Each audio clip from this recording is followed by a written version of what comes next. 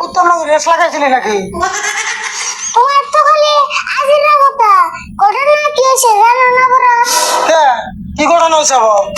ছাগল যে চুরি করছিলাম মনে নাই? এখন নাই ভুলে গেছো? এটা তো মেলা দিনকার কথা, তাই কি হয়েছে? যেটা মেম্বারের কাছে বিচার দিবার কাছে আমি নিজের চোখে দেখে এলাম। সর্বনাশ, কষ্ট তুই যে কোনো বুদ্ধি তোরা বার করা লাগবে এখন। আম্মু ভাবতেছি কি বুদ্ধি করান যায়। ও ভাবে ছেলে কি বুদ্ধি করেন যায়?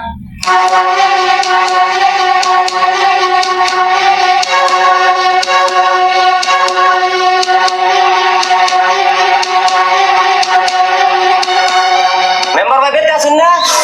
কেরা গো?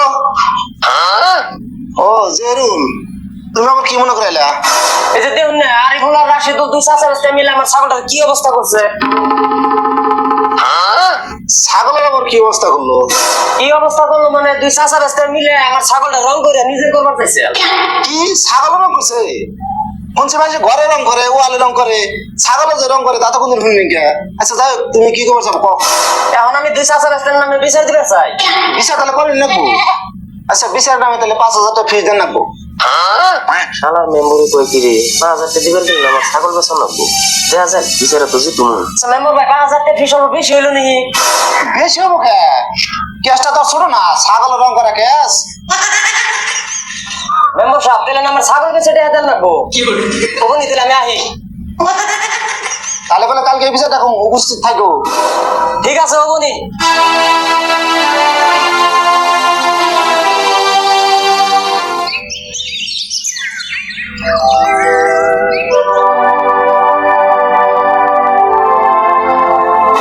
রাত সকাল আজকের বিচারের উদ্দেশ্য হয়েছে জেহরুল ভাই ছাগল আরিফুল আর রাশিদুল দুজনে মিলে রং করে নিজের করে নেওয়ার চেষ্টা করছে। এই উদ্দেশ্যে আজকের বিচারটা ডাকা হয়েছে। মেম্বার সাহেব তাহলে চাচা রাস্তার মুখে থেকে কথাটা শোনা যায়। আচ্ছা আরিফুল, তুমি কি কছে ঘটনাটা কি হয়েছে? আম্মু সাহেব আমি ছাগল রং করাটা আছে কিন্তু এটার পাশে একটা ঘটনা আছে।